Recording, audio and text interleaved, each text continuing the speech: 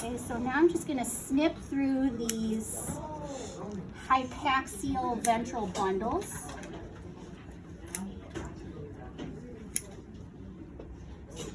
Thank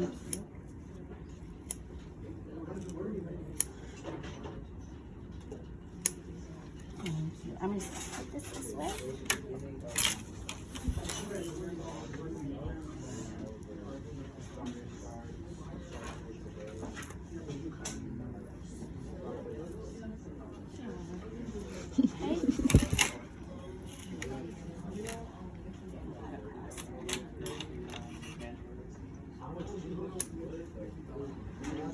Oh, look at that.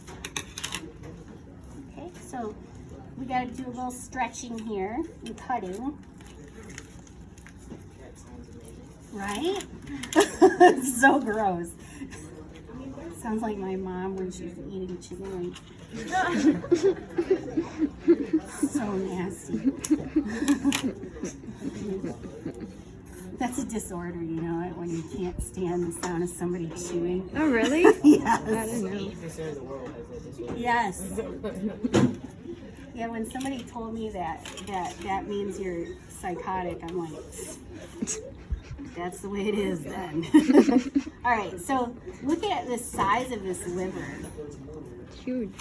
So our sharks don't have a swim bladder. So they have this massive liver.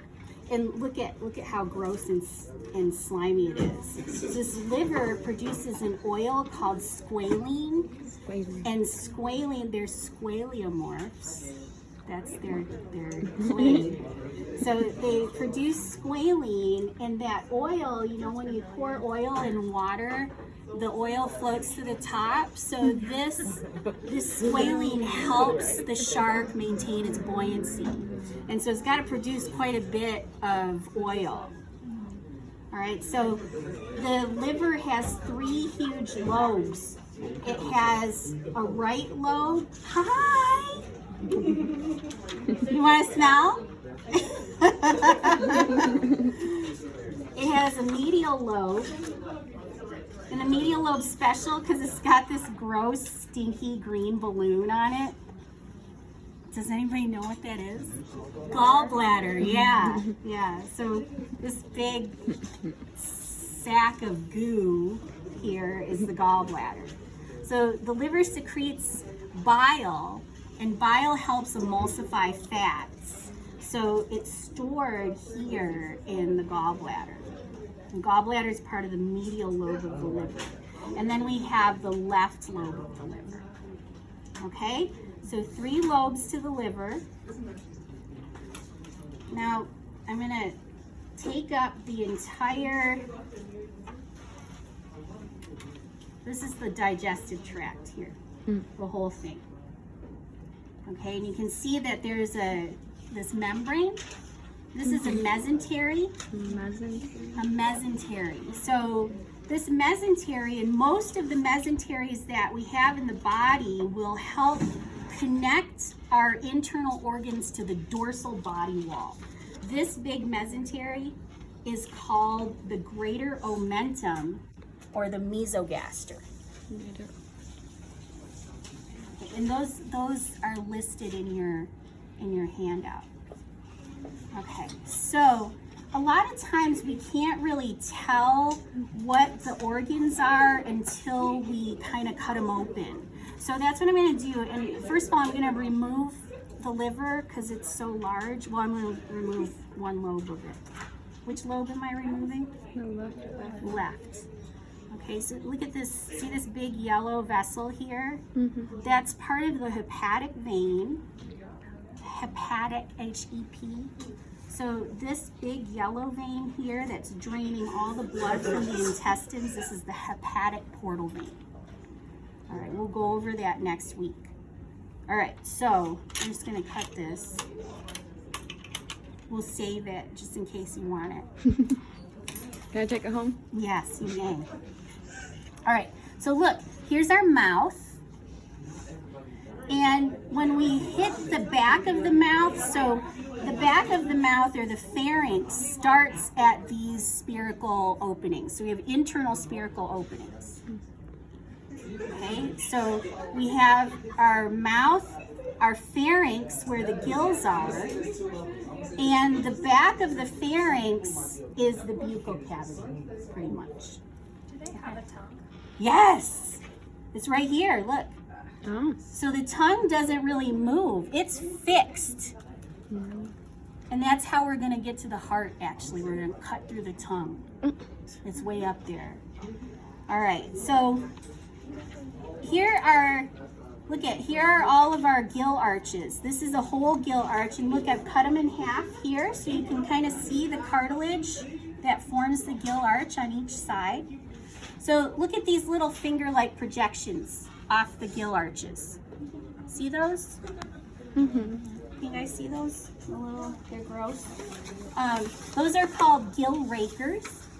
And the point of the gill raker is to block big food particles and stuff from going into the gills themselves. So if we look at what's inside these gill openings, we see these little wall structures that look like they have folds in them. They're called gill filaments. And each of the gill filaments has a bunch of these gill capillaries. So that's why they're colored pink, because that's where we have gas exchange between deoxygenated and oxygenated blood. So the gill filaments have gill capillaries, and all of the gill filaments and the gill capillaries are attached to these gill arches. Okay, so now what we want to do is we want to figure out where the stomach is and all of that stuff. So the digestive tract is really short, and for most carnivores, the digestive tract is really short. So like sharks eat stuff whole. They're gonna eat like a whole fish or a whole baby or something like that. And so because the digestive tract is so short and they're swallowing really complex food items, there have to be some elements or specialized structures inside the digestive tract that will help the fish or the shark digest those big complex items in such a short time. Okay, so because like people with a vegetarian or an omnivorous diet, they have a harder time digesting fibers and stuff like that, they have a longer gut. So if you look at a cow, it's got like 4 stomachs and a bunch of shit. Okay. So, oh my God, I'm so sorry. Shit. I know. Well, at least you have 2 of them, right? Okay. So I'm gonna cheat because I already know where it starts and ends. But up here in the anterior part, just posterior to your pharynx, you're gonna have the esophagus. So the esophagus is that muscular tube that's going to direct food down into this big, huge J-shaped organ that forms the stomach. So the stomach has a greater curvature on the outside, and the greater curvature always has attached to it this greater omentum, this mesentery. Okay, so we always know that the greater omentum is attached to the greater curvature of the stomach. Okay, look at this lesser curvature, the inside of the J here. The inside of the J also has a mesentery. And it's just a mesentery that extends from the greater omentum, but this is called the lesser omentum. So lesser in the little curvature of lesser curvature of the stomach. Lesser, greater, lesser, yeah, okay. Okay, so this J-shaped stomach winds up